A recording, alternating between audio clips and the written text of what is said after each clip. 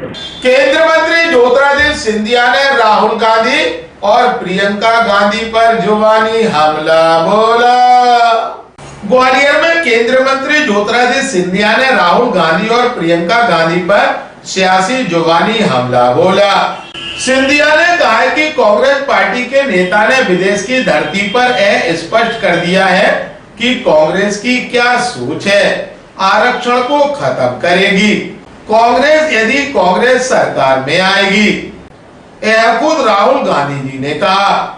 ऐसे में दलित और आदिवासी समाज भाइयों बहनों को मैं सूचित करना चाहता हूं कि कांग्रेस यदि आएगी तो वह यही करेगी। बाबा साहब अंबेडकर जब जीवित थे उनको नीचे दिखाने का काम कांग्रेस ने किया था। चुनाव में उनको हराया था और उनको हराने वाले को सम्मानित किया गया था। जबकि भारतीय जनता पार्टी जब सरकार में आई थी तो पार्टी ने अटल बिहारी वाजपेयी जी के समय और प्रधानमंत्री मोदी जी के समय बाबा साहब अंबेडकर को देवता की तरह पूजा है। और 21वीं सदी के भारत में प्रधानमंत्री जी कह रहे हैं कि विकसित भारत, आत्मनिर्भर भारत बनाना है। जबकि दूसरी तरफ राहुल गांधी जी विदेश की धरती पर कह रहे हैं कि हम आरक्षण समाप्त कर रहेंगे। ग्वालियर अभी तक से चर्चा के दौरान केंद्रीय मंत्री ज्योतिरादित्य सिंधिया ने कहा, कांग्रेस पार्टी के नेता ने तो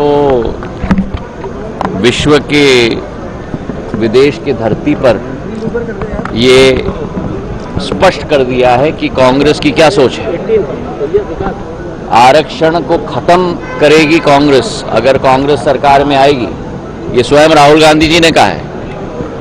तो अब मेरे दलित समाज, आदिवासी समाज के भाइयों और बहनों को मैं सचेत करना चाहता हूं कि कांग्रेस अगर आएगी तो जिस तरीके से बाबा साहब अंबेडकर जब जीवित थे उनको नीचे दिखाने का काम किया था, चुनाव में उनको हराया था, उनके हराने वाले को सम्मानित किया था।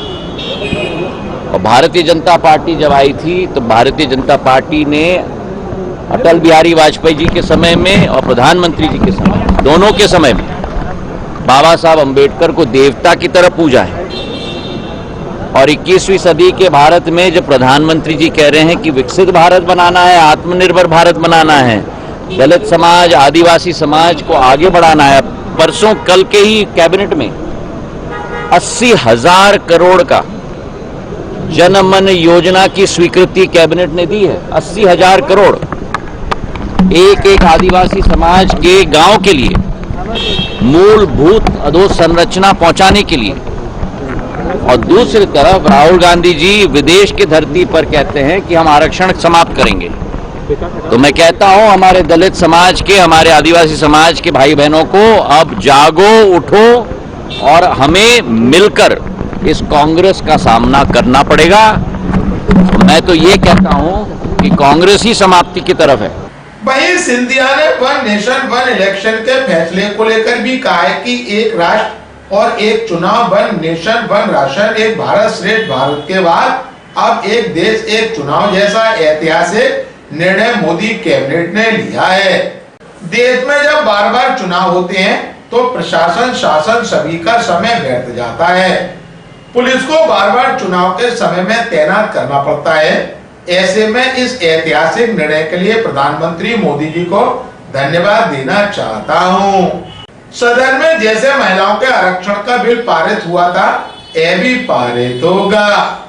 भारत के इतिहास में स्वर्ण अक्षरों में इस कदम को लिखा जाएगा। इसके जरिए लोकसभा, विधानसभा एक साथ और वहीं 100 दिन बाद सभी निकायों के चुनाव एक साथ हो सकेंगे। ग्वालियर अभी तक से चर्चा के दौरान केंद्रीय मंत्री ज्योतिरादित्य सिंधिया ने कहा, एक राष्ट्र एक चुनाव, वन नेशन वन राशन, एक भारत श्रेष्ठ भारत, एक देश एक चुनाव। और आप लोग स्वयं भुगतते हो, देश की जनता भुगतती है कि जब बार बार चुनाव होते हैं तो चाहे प्रशासन की बात करें, शासन की बात करें, कितना समय व्यर्थ जाता है। पुलिस को बार बार चुनाव के समय में तैनात करना पड़ता है पूरे देश में। ये निर्णय प्रधानमंत्री जी को मैं धन्यवाद अर्पित करना चाहता हूं। जैसे महिलाओं का आरक्षण का बिल पारित हुआ था संसद में, ये एक भारत के इतिहास में स्वर्ण अक्षरों में ये कदम भी लिखा जाएगा, जहां सारे निकायों के चुनाव, लोकसभा और विधानसभा एक साथ, और 100 दिन के अंदर सारे निकाय के चुनाव एक साथ होंगे। और जो गति अवरोधक पड़ती है विकास के लिए, प्रगति के लिए, उस गति अवरोधक की भी समापन प्रधानमंत्री जी के इस ऐतिहासिक कदम से होगा, इसका मुझे पूरा विश्वास है। और ये एक लेवल प्लेइंग फील्ड होगी सबके लिए, क्योंकि सबका चुनाव एक साथ। अगर आपको लग रहा है कि आप जीतने वाले हो, तो आप अपना किस्मत आजमाओ। सबको आमंत्रित किया जाता है, तो किसी को इसके विरोध बोलने का मैं समझता हूं कि ना कोई अधिकार है और ना कोई विचार है। और जो भी इसके विरुद्ध बोलेगा वो देश हित नहीं चाहता, देश विकास नहीं चाहता, वो केवल अपना कुर्सी चाहता है और कोई देश के बारे में नहीं सोचता जो इसका विरोध करेगा। और इसलिए इस अभियान को देश के कोने कोने तक हमें पहुंचाना होगा कि किस तरीके से ऐतिहासिक जनहित का मुद्दा हमारे प्रधानमंत्री जी ने